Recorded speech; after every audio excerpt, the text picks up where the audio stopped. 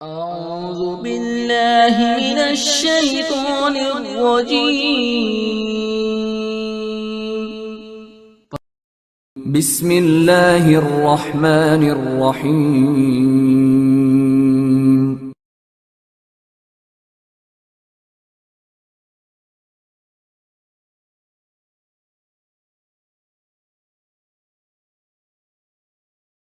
معزز حاضرین جمعہ، بزرگان دین، نوجوان ساتھیوں، عزیز بچوں اور پردہ نشین خواتین اسلام،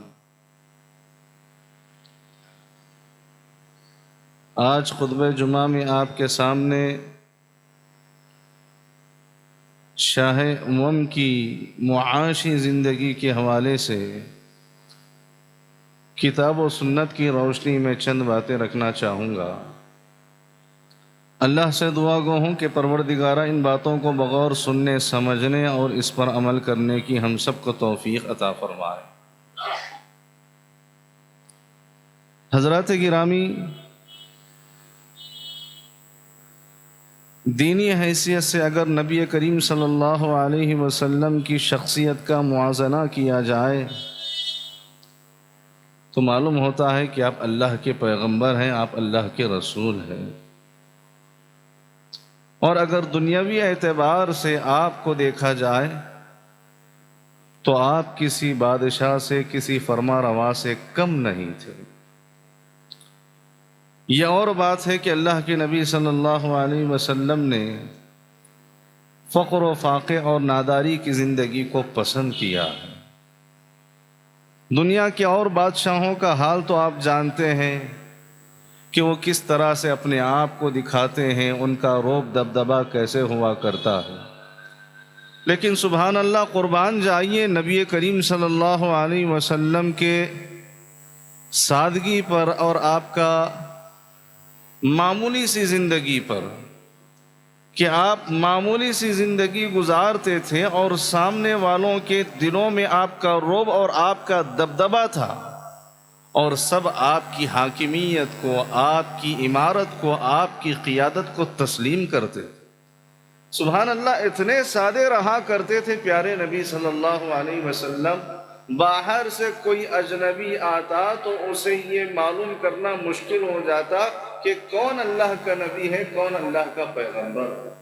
جب آپ صحابہ کے درمیان ہوتے تھے تو اتنے سادگی کے ساتھ ان کے ساتھ معاملات فرماتے تھے کہ باہر سے اگر کوئی شخص نبی سے ملاقات کرنے کے لیے آتا تو اسے معلوم کرنا مشکل ہو جاتا کہ اس مجلس میں کون اللہ کا نبی اور اللہ کا پیغمبر ہے۔ آپ بے تاج بادشاہ تھے۔ آپ نے صرف دلوں پہ حکومت نہیں کی، آپ نے صرف جسموں پہ حکومت نہیں کی، بلکہ آپ نے دلوں پہ حکومت کیا ہے۔ آپ نے دلوں کو مطیع و فرمانبردار بنا لیا۔ بس ایک اشارے کی دیر تھی کہ آپ کے اشارے پر عمل کرنے کے لیے، آپ کے حکم پر عمل کرنے کے لیے تڑپتے تھے، مرتے تھے، اور سبحان اللہ جان کی بازی لگا دیا کرتے تھے۔ آپ کی اطاعت کی بات ہو یا آپ کی تعظیم کی بات ہو، بے مثال ہوا کرتی تھی۔ صلح حدیبیہ کے موقع پہ عروہ بن مسعود ثقفی مشرکین کا نمائندہ بن کے آتا ہے اور اللہ کے نبی صلی اللہ علیہ وسلم کی خدمت میں حاضر ہوتا ہے۔ اس وقت وہ سبحان اللہ وہ جو منظر دیکھتا ہے، وہ جو حال دیکھتا ہے، ششدر ہو جاتا ہے، حیران ہو جاتا ہے کہ آخر یہ کیسی تعظیم، کیسا ادب و احترام ہے۔ یہ اپنے مشرکین کے طرف لوٹتا ہے اور کہتا ہے، قسم بخدا میں نے قیصر و کسریٰ کے دربار کا معائنہ کیا، وہاں پر بھی میں پہنچا، میں نجاشی کے دربار پہ بھی میں حاضری دیا، لیکن میں نے تعظیم کے وہ مظاہر نہیں دیکھے جو مظاہر میں نے محمد رسول اللہ صلی اللہ علیہ وسلم کے دربار پہ محمد کے ساتھیوں کو دیتے ہوئے دیکھا ہے۔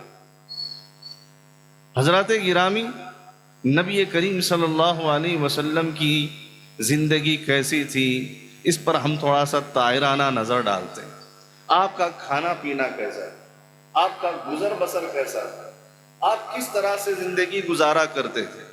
ایک جملے میں اگر کہا جائے تو ہمارے نبی جناب محمد الرسول اللہ صلی اللہ علیہ وسلم قناعت پسند تھے.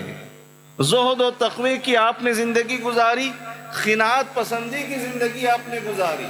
اللہ نے جو دیا، جتنا دیا، جیسا رکھا، آپ ہمیشہ اس حال میں خوش رہا کرتے تھے. نبی کریم صلی اللہ علیہ وسلم کے کھانے پینے کا اگر ذکر کیا جائے، حدیثوں کا مطالعہ کیجئے. سبحان اللہ، مسلم شریف کی روایت ہے اور دوسری حدیث کی کتابوں میں بھی آپ کو یہ روایت ملے گی. ترمذی کی بھی روایت ہے. یہ اما عائشہ رضی اللہ تعالیٰ عنہا فرماتی ہیں رسول اللہ صلی اللہ علیہ وسلم کی زندگی میں کبھی 2 دن ایسے مسلسل نہیں گزرے کہ آپ نے جو کی روٹی کھا کے زندگی گزاری.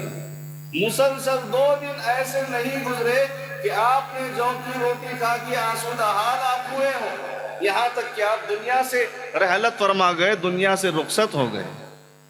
ارے چھوڑو 2 دن کی بات تو چھوڑیے. مائی عائشہ رضی اللہ تعالیٰ عنہ فرماتی ہیں کہ اللہ کے نبی صلی اللہ علیہ وسلم کو دن میں 2 مرتبہ پیٹ بھر کے صحیح روٹی اور روغن نصیب ہے. دن میں 2 مرتبہ کبھی آپ کو صحیح سے کھانا، صحیح سے روٹی اور صحیح سے سالن نصیب نہیں ہوا، اور اسی حالت میں آپ اللہ کے پیارے ہو گئے، دنیا سے رخصت کر گئے. اور حضرات، روایتوں میں یہاں تک ملتا ہے کہ ہمارے نبی صلی اللہ علیہ وسلم کو جو روٹی نصیب ہوئی، نہ وہ عمدہ روٹی تھی، نہ تو وہ باریک آٹا تھا، اور نہ تو صحیح سے عالی شان دسترخوان آپ کو نصیب ہوئی. غور کیجئے، میں اور آپ نبی کے امتی ہیں، اور ہمارا کیا حال ہے. آج ہمیں طرح طرح کے پکوان چاہیے، طرح طرح کی غذائیں چاہیے. صبح میں الگ چاہیے، دوپہر میں الگ چاہیے، شام میں الگ چاہیے. تازہ چاہیے، باسی نہیں چاہیے، گرم چاہیے، ٹھنڈا نہیں چاہیے. اور اگر دعوت میں چلے جائیں تو گرم چاہیے، بغیر بوٹی کے بریانی نہیں ہوگی. پھر اس کے بعد یہ چاہیے. پھر وہاں پر کھانے کے بعد بھی اس میں عیب، یہ ایسا تھا، یہ ویسا تھا، یہ کھارا تھا، یہ پھیکا تھا، اس میں یہ کم تھا. اللہ اکبر. یہاں پیارے نبی صلی اللہ علیہ وسلم کو زندگی میں دن میں 2 مرتبہ صحیح پیٹ بھر کے کھانا نصیب نہیں ہوا، اور انسان تو دنیا میں کھاتے ہوئے پیتے ہوئے اللہ کا ناشکرہ بن رہا ہے. اللہ کا ناشکرہ بن رہا ہے. سبق حاصل کیجئے، نبی کی زندگی سے یہ عبرت حاصل کیجئے کہ اللہ کے نبی کو دنیا میں ایک دن میں 2 وقت کا صحیح کھانا نصیب نہیں ہوا، اور یہاں روزانہ عالی شان کھانے کھاتے ہوئے بھی اس میں نام لگاتا ہے، شکوے اور شکایتیں کرتا ہے.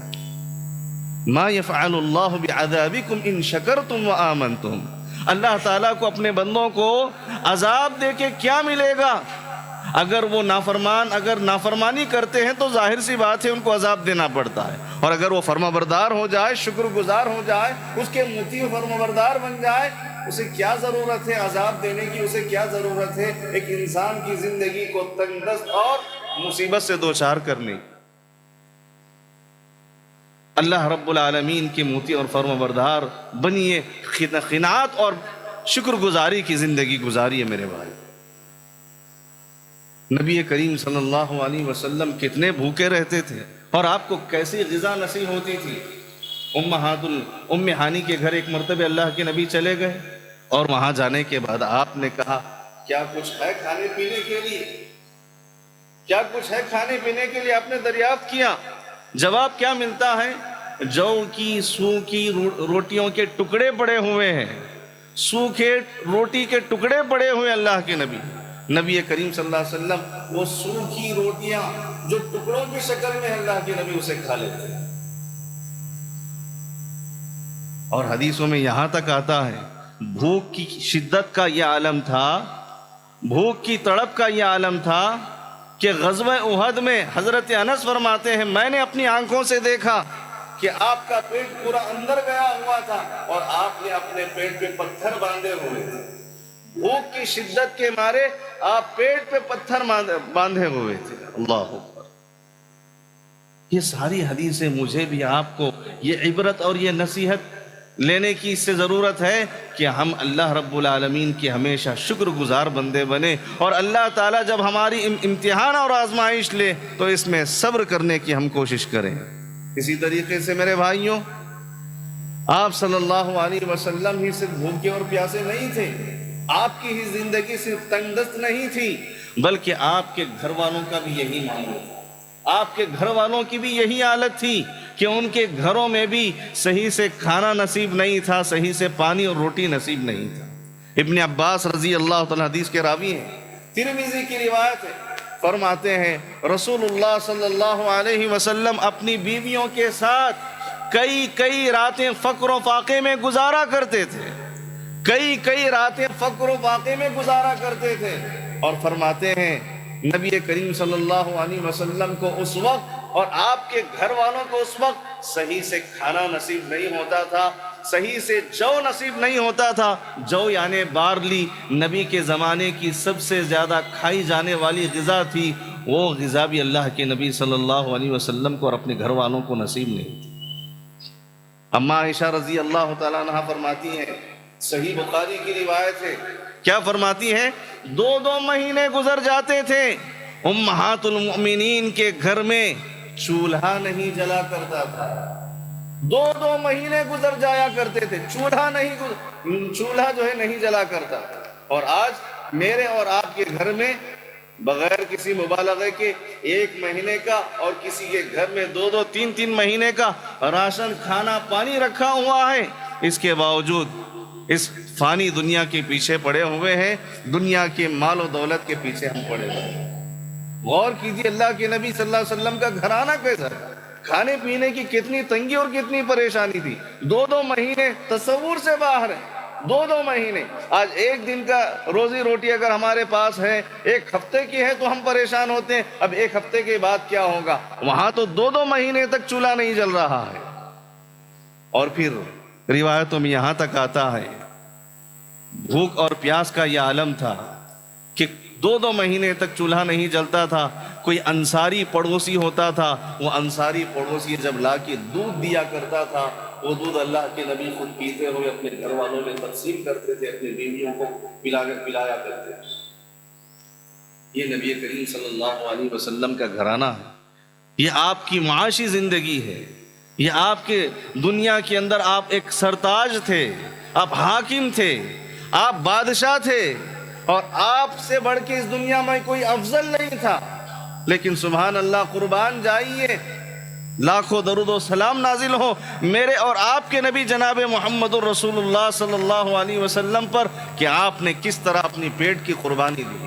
اور امت کا یہ حال ہے، معاف کیجئے، کہ بس یہ جو زمانہ جو چل رہا ہے، یہ صرف کھانے پینے کا زمانہ چل رہا ہے، صرف ٹرینڈ ہے۔ آپ دیکھتے نہیں کس طرح سے ہوٹل آباد ہے، نوجوانوں کے اندر ایک جنون، یہاں نہیں وہاں جائیں گے، وہاں نہیں وہاں جائیں گے۔ شہر والے گاؤں جا رہے ہیں، گاؤں والے کھانے کے لیے شہر آ رہے ہیں، صرف کھانے کی بات ہو رہی ہے، جہاں دیکھو وہاں صرف کھانے اور پینے کی بات ہو رہی۔ ایسے لگتا ہے کہ بغیر کھانے کے یہ زندہ ہی نہیں رہ پائیں گے، اور یہ پیدا ہوئے ہیں تو صرف کھانے اور پینے کے لیے پیدا ہوئے۔ ایسے لوگوں کے سلسلے میں قرآن مجید کہتا ہے، اولئک کالانعام بل ہم اضل، یہ چوپائے ہیں، یہ جانور ہیں، بلکہ جانوروں سے بھی بدتر ہے۔ جانور اس دنیا کے اندر ان کا جو مشغلہ ہے، ان کی جو مصروفیت ہے، کھاتے پیتے ہوئے لہیم شہیم ہو جانا اور لوگوں کے لیے قربان ہو جانا، اللہ نے اسی لیے ان کو پیدا کیا تھا۔ اور انسان بھی بس صرف کھانا پینا بس یہی فکر کیا ہوا ہے۔ اگر میں نہیں کہوں گا، اگر میں زندگی کے مزے نہیں لوں گا تو کیا ہوگا، یہ انسان سوچنے لگا ہے۔ جبکہ میرے اور آپ کے آقا، میرے اور آپ کے نبی جناب محمد الرسول اللہ، چاہے آپ کی بات کی جائے یا آپ کے گھر والوں کی بات کی جائے، صحیح سے 2 وقت کی روزی روٹی کھانا بھی انہیں نصیب نہیں تھا۔ میرے بھائی، آپ کو معلوم ہونا چاہیے، مدینہ منورہ جب اللہ کے نبی صلی اللہ علیہ وسلم پہنچے تو فتوحات کا سلسلہ شروع ہو گیا۔ فتوحات، جنگوں میں مسلمانوں کو کامیابی ملنے لگی، مال غنیمت آنے لگا، تو اس وقت مسلمان خوشحال رہنے لگے، اچھا کھانے اور پینے لگے، اچھا پہننے لگے، اچھا اوڑھنے لگے۔ ان تمام چیزوں کو دیکھ کے امہات المؤمنین کے دل میں بھی بتقاضۂ بشریت یہ خواہش پیدا ہوئی کہ ہم بھی اچھا پہنیں، ہم بھی اچھا کھائیں، ہم بھی اچھا اوڑھیں، ہم بھی اچھے رہیں۔ نبی کریم صلی اللہ علیہ وسلم سے نان و نفقے میں اضافے کا ہم مطالبہ کریں گے۔ جو اللہ کے نبی ہمیں رہنے کے لیے، کھانے پینے کے لیے خرچہ دے رہے ہیں، اس میں ہم بڑھانے کے لیے اللہ کے نبی سے ڈیمانڈ کریں گے۔ ساری امہات المؤمنات پیارے نبی کی خدمت میں حاضر ہوئی اور کہنے لگی کہ اللہ کے نبی، آپ جو ہمیں نان و نفقہ دیتے ہیں، ہم اس میں اضافہ چاہتے ہیں، آپ ہمیں بڑھا کے دیجئے۔ اصرار کرنے لگی، ضد کرنے لگی۔ نبی کریم صلی اللہ علیہ وسلم کو ان کا یہ اصرار اور ان کی یہ ضد اچھی نہیں لگی۔ آپ رنجیدہ ہو گئے، آپ کبیدہ خاطر ہو گئے، آپ دکھی ہو گئے، یہاں تک کہ 1 مہینے کے لیے آپ نے سارے بیویوں سے علیحدگی اختیار کر لی۔ 1 مہینے کے لیے آپ ان سے علیحدہ رہ گئے، یہاں تک کہ آسمان سے یہ وحی نازل ہوئی، یہ آیت نازل ہوئی، یا ایھا النبی قل لازواجک ان کنتن تردن الحیاۃ الدنیا وزینتها فتعالین امتعکن واسرحکن سراحا جمیلا وان کنتن تردن اللہ ورسولہ والدار الآخرہ فإن اللہ اعد للمحسنات منکن اجرا عظیما۔ تمہیں دنیا چاہیے، دنیا کی دولت چاہیے، دنیا کا عیش و آرام چاہیے، آؤ ابھی کا ابھی میں تمہیں دے دوں گا، اور میں تمہیں اپنی زندگی سے، اپنی زوجیت سے تمہیں نکال دوں گا، میں اپنا معاملہ تم سے ختم کر لوں گا۔ اور اگر تم آخرت چاہتی ہو، اور اگر تم آخرت چاہتی ہو، جنت چاہتی ہو، اور اللہ نے نیک لوگوں کے لیے جو اجر و ثواب بنا کے رکھا ہے، جو تیار کر کے رکھا ہے، اگر وہ تم چاہتی ہو، جیسا رکھا جا رہا ہے اس میں خوش رہو۔ فیصلہ تم پہ چھوڑتا ہوں، تمہیں کیا چاہیے؟ دنیا چاہیے یا آخرت چاہیے؟ اللہ کا رسول چاہیے یا دنیا کا عیش و آرام چاہیے؟ یہ فیصلہ کر لو۔ ساری امہات المؤمنات ایک زبان ہو کے کہنے لگی کہ اللہ کے نبی، ہمیں آپ سے زیادہ کوئی اور چیز عزیز نہیں، ہم آپ سے بڑھ کے کوئی اور چیز ہمیں پسند نہیں۔ آپ جیسا رکھیں گے، آپ جو کھلائیں گے، جو پلائیں گے، جو پہنائیں گے، ہم خوش رہیں گے، ہم صبر کر لیں گے، اور ہمیں دنیا نہیں چاہیے بلکہ اللہ کا رسول چاہیے، آخرت چاہیے۔ کیا اللہ کے نبی صلی اللہ علیہ وسلم اپنی امہات المؤمنات کو، اپنی بیویوں کو مال دولت دینا چاہے تو کیا دے نہیں سکتے تھے میرے بھائی؟ کیا واقعی معنوں میں بتلائی اللہ کے نبی صلی اللہ علیہ وسلم تنگ دست، مجبور اور فقر و فاقے میں تھے آپ؟ ارے آپ ان کے سامنے زندگی کی دولت آپ لٹا دے سکتے تھے، خزانے آپ رکھ سکتے تھے، لیکن آپ صلی اللہ علیہ وسلم اپنی بیویوں کو یہ پیغام دینا چاہ رہے تھے، نبی کا گھرانہ ساری دنیا والوں کے لیے کیا ہے؟ ایک عبرت ہے، ایک مثالی گھر ہے، ایک مثالی گھر ہے یہ، تو لہٰذا پوری دنیا والوں کو یہاں سے صحیح پیغام جانا چاہیے۔ حضرات گرامی قدر، کیا واقعی پیارے نبی صلی اللہ علیہ وسلم مالی حالت سے مجبور تھے؟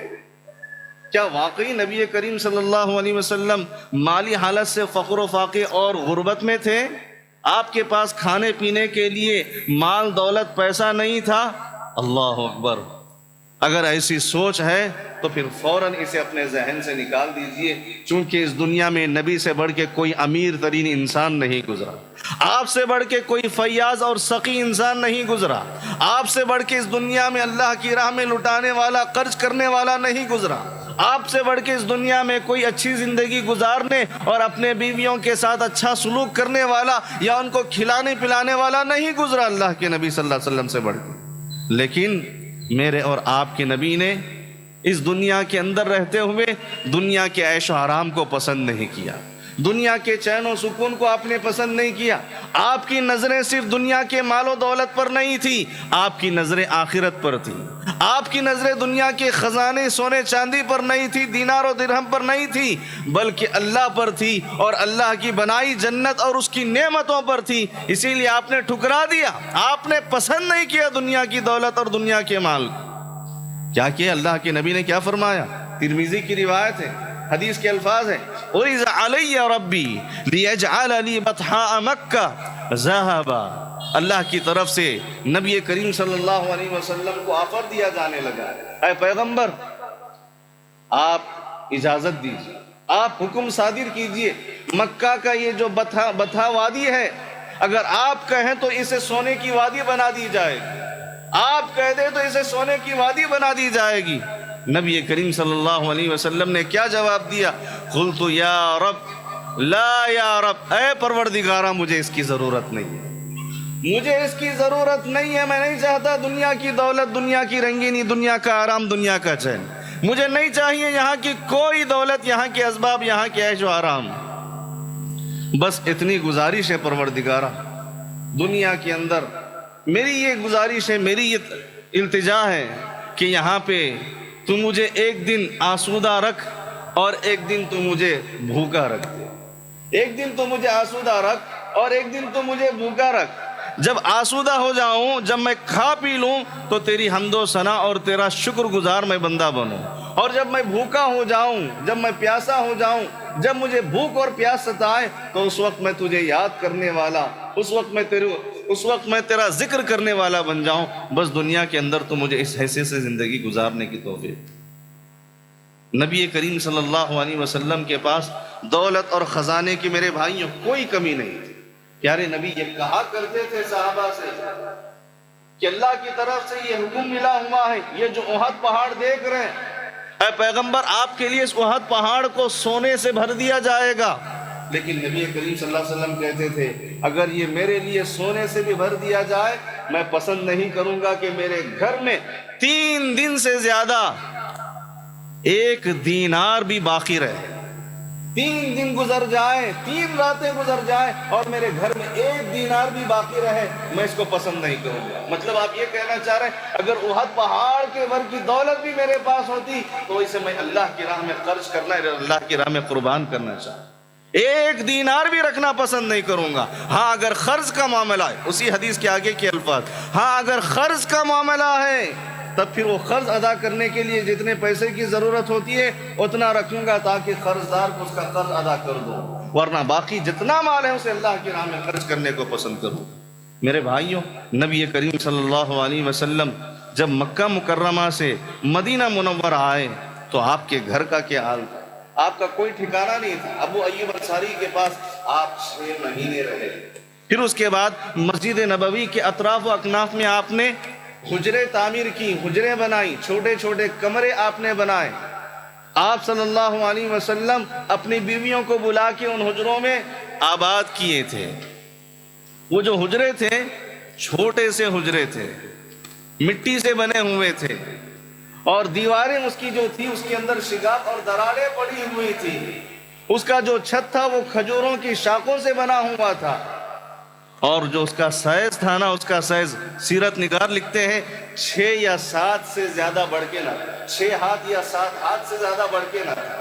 اور اس کی جو اونچائی تھی، اگر کوئی شخص داخل ہو کے اس طرح چھت کو چھونا چاہے تو آسانی کے ساتھ چھو لے سکتا تھا، اس کا ہاتھ چھت کو لگ جایا کرتا تھا۔ بارش جب ہو جایا کرتی تھی تو ان حجروں پہ جو ہے کمبل ڈال دیا جاتا تھا تاکہ اوپر سے پانی جو ہے کمروں کے اندر، حجروں کے اندر نہ آنے پائے۔ اور اتنا ہی نہیں، گرما کے موسم میں بھی اللہ کے نبی صلی اللہ علیہ وسلم انہی حجروں میں زندگی بسر کرتے تھے۔ آپ کا کوئی کمرے کے اندر، حجرے کے اندر کوئی الگ نیا کمرہ نہیں تھا، اس کے لیے الگ بالکانی، دیوان خانہ، دہلان کچھ نہیں تھا۔ وہ جو مسجد نبوی کا صحن تھا وہی آپ کا دیوان خانہ تھا، وہیں بیٹھ کے صحابہ سے آپ باتیں کرتے تھے، وہیں بیٹھ کے آپ صحابہ کو دین کی باتیں سکھلاتے تھے، درس قرآن اور درس حدیث آپ انہیں دیا کرتے تھے، ان کی تربیت کیا کرتے تھے۔ اور اللہ اکبر، نبی کریم صلی اللہ علیہ وسلم کے گھر کا، سامان کا اور آپ کے بستر کا حال اگر معلوم ہو جائے رونٹے کھڑے ہو جائیں گے۔ سیرت نگاروں نے حضرت عمر بن خطاب رضی اللہ تعالیٰ عنہ کے حوالے سے یہ بات نقل کی ہے۔ حضرت عمر بن خطاب رضی اللہ عنہ ایک مرتبہ نبی کریم صلی اللہ علیہ وسلم سے ملاقات کرنے کے لیے آپ کے ایک حجرے میں داخل ہوئے۔ اس وقت نبی کریم صلی اللہ علیہ وسلم ایک پرانی چٹائی پہ لیٹے ہوئے تھے۔ آپ صلی اللہ علیہ وسلم اٹھ گئے اور اس وقت میں نے دیکھا کہ آپ کے جو پہلو تھا اس پہلو پہ چٹائی کے نشان ظاہر تھے، یعنی کہ اس چٹائی کے، اس حصیر کے آثار نمایاں تھے، اور آپ صلی اللہ علیہ وسلم کے اس کونے کے کمرے میں جو مٹھی بھر جو کے دانے جو ہے پڑے ہوئے تھے۔ نبی کریم صلی اللہ علیہ وسلم کے گھر میں ایک طرف ایک کسی جانور کی کھال ادھر لٹکی ہوئی تھی تو کسی جانور کی کھال ادھر لٹکی ہوئی تھی، بہت مختصر حجرہ تھا، اور نبی کی اس حالت کو دیکھ کے، آپ تہبند پہ تھے اس وقت، آپ کے جسم پہ کوئی کپڑا نہ تھا، تہبند پہ تھے آپ، دیکھ کے میں حیران و پریشان ہو گیا۔ عمر بن خطاب کہتے ہیں میری آنکھوں سے بے زار و خطار بے ساختہ پانی نکلنے لگا، آنسو بہنے لگے۔ حضرت نبی کریم صلی اللہ علیہ وسلم نے عمر بن خطاب رضی اللہ تعالیٰ عنہ کو دیکھا کہ وہ رو رہے ہیں، کہا کہ عمر کیا بات ہے، کیوں آنسو بہ رہے ہیں، کیوں رو رہے ہو؟ کہنے لگے حضرت عمر بن خطاب، اے اللہ کے نبی صلی اللہ علیہ وسلم میں کیوں نہ روؤں؟